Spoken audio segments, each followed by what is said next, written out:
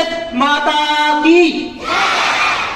खुश नसीब है वो जो वतन पर मिट जाते हैं, कि खुश नसीब है वो जो वतन पर मिट जाते हैं, मरकर भी वो लोग अमर हो जाते हैं। सीने में जुनून और आंखों में देशभक्ति की चमक रखता हूं, कि सीने में जुनून और आंखों में देशभक्ति की चमक रखता हूं। दुश्मन की सांसें थम जाए, आवाज में वो धमक रखता हूं। Good morning students.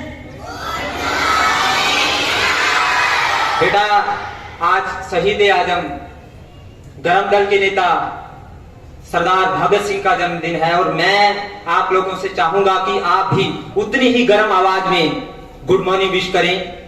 Good morning students. Respected principal ma'am, dear staff members and my dear students, today I am going to talk about the person, about the man, about the great freedom fighter who have sacrificed his life for the independence of India. One and only one, शहीद आजम सरदार भगत सिंह। प्यारे बच्चों, शहीद आजम सरदार भगत सिंह का नाम अमर शहीदों में प्रमुख स्थान पे दिया जाता है।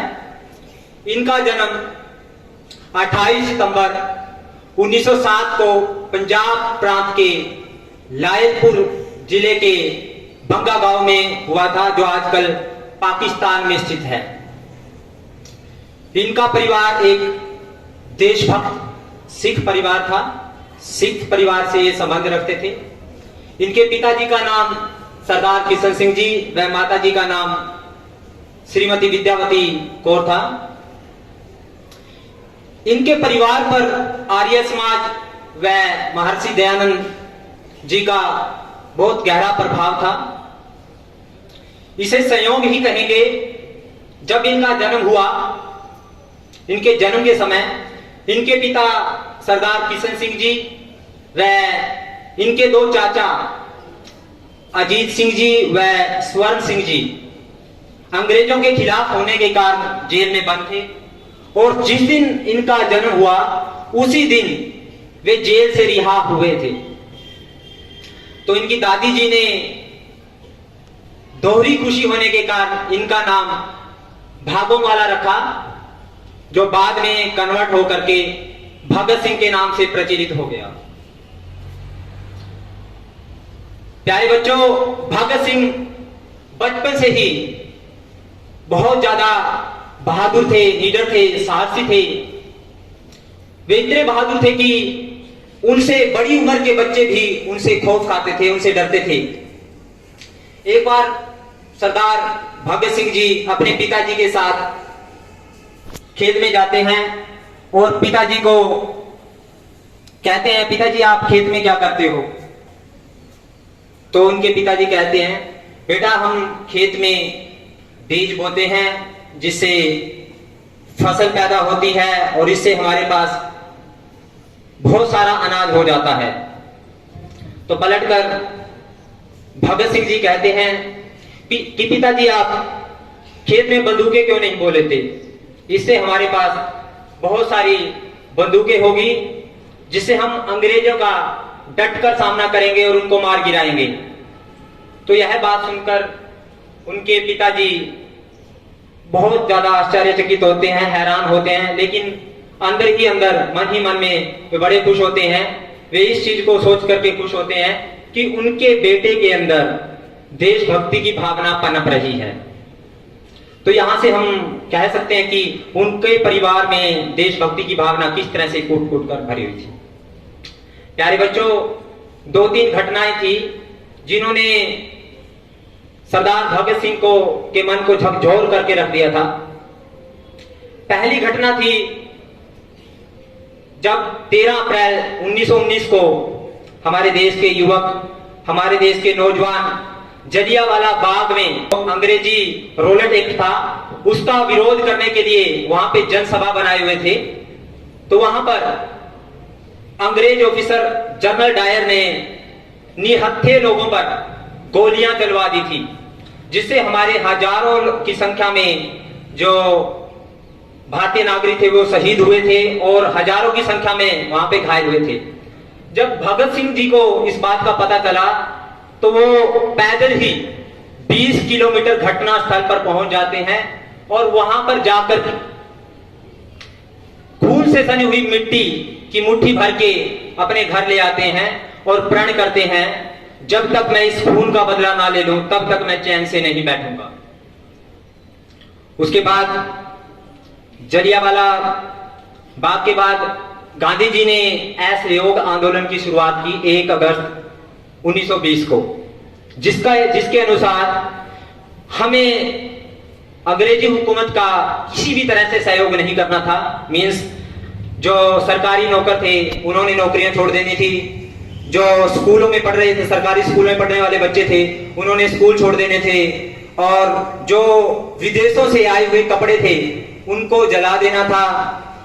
जो वकील थे उन्होंने कोर्ट में नहीं जाना था।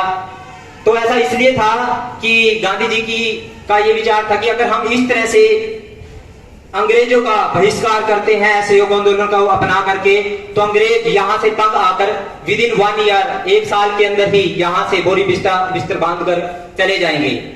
तो जब भगत सिंह जी को इस बात का पता चला तो भगत सिंह जी गांधी जी के बड़े समर्थक बन गए और गांधी जी की बड़ी प्रशंसा की और वे उस आंदोलन से जुड़ गए। भगत सिंह जी के पास जो 50 से अधिक पुस्तकें थी जो वहां की प्रेस द्वारा बनाई गई थी, वो सारी पुस्तकें उन्होंने जलाकर राख कर दी, क्योंकि वे आंदोलन का साथ दे रहे थे। जब ये आंदोलन बहुत ज्यादा अमल में लाया जा चुका था, सिरे चढ़ चुका था, अब ये था कि अब बहुत जल्द अंग्रेज इसको छोड़ करके चले जाएंगे, देश को छोड़ करके चले जाएंगे। तब हमारे देश के कुछ लोग जुलूस निकाल रहे थे अंग्रेजों के खिलाफ गोरखपुर के चोरा चोरी नामक स्थान पर। तो वहां पर अंग्रेजी हुकूमत ने उस जुलूस को जबरन बंद करवाने की सोची, तो हमारे देश के युवकों में गुस्सा आ गया और क्रोधित होकर के उस थाने को जला दिया।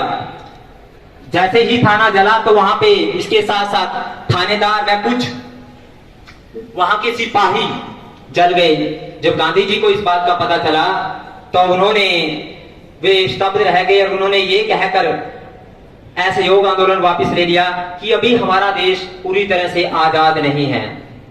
तो यह बात जब भगत सिंह जी को पता चली तो वे बड़े निराश हुए, लेकिन वे भी और भारतीयों की तरह गांधी जी का सम्मान करते थे। तो इसी तरह से बच्चों बहुत सारी और घटनाएं हैं, क्योंकि हमारे पास अभी समय की कमी है। इसके बाद जब लाला लाजपत राय की लाठियों से, जब साइमन कमीशन का विरोध कर रहे थे, लाठियों से पीट करके जब हत्या कर दी गई थी, तो शहीद आजम सरदार भगत सिंह ने व सुखदेव जी ने सैंडर्स की हत्या की। सैंडर्स की हत्या करने के बाद वे वहां से भाग गए और उसके बाद मजदूर विरोधी बिल असेंबली में पास होना था। मैं 2000 घटनाएं आपको बता रहा हूं। वैसे अगर भगत सिंह के बारे में बहुत सारी चीजें हैं जिनको अगर मैं अभी बताने लग जाऊं तो हमारा जो ये सारा दिन है वो भी कम पड़ जाएगा, लेकिन 2-3 घटनाएं हैं। एक लास्ट और घटना मैं आपको बता रहा हूं। असेंबली में जब बिल पारित होना था, मजदूर विरोधी एक्ट जब पारित होना था, क्योंकि भगत सिंह जी को पता था कि हमारा मजदूर वर्ग पहले ही कमजोर है, अगर ये बिल पारित हो जाता है तो इससे वो और ज्यादा कमजोर हो जाएगा।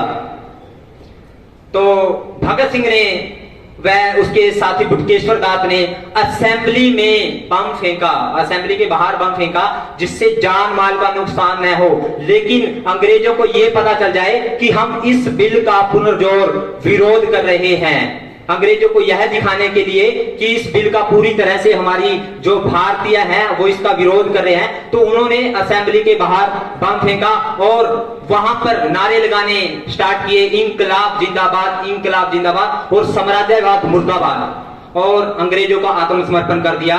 अंग्रेजों ने वहां से भगत सिंह जी को पकड़ करके जेल में डाल दिया। अब जेल में जाकर के जब भगत सिंह ने देखा तो वहां पर भी जो मंजर था वो बहुत खतरनाक था। वहां पर भी हमारे भारतीय कैदियों और अंग्रेज कैदियों के साथ भेदभाव हो रहा था। वहां भारतीय कैदियों को स्वच्छ भोजन नहीं मिल रहा था, स्वच्छ पानी नहीं मिल रहा था। भगत सिंह जी ने इसका विरोध करने के लिए भूख हड़ताल की। भूख हड़ताल पर उनके साथी एक जितेंद्र नाथ दास 64 दिनों की भूख हड़ताल के बाद उन्होंने प्राण त्याग दिए।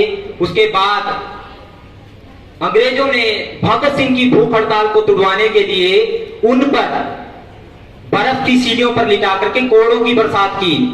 तो लेकिन शहीद आजम सरदार भगत सिंह जी कहते हैं, हम कहां झुकने वाले, कितने भी कोड़े बरसाओ, लेकिन हमें जो देश के लिए सोच लिया वो हमने करके हटना है।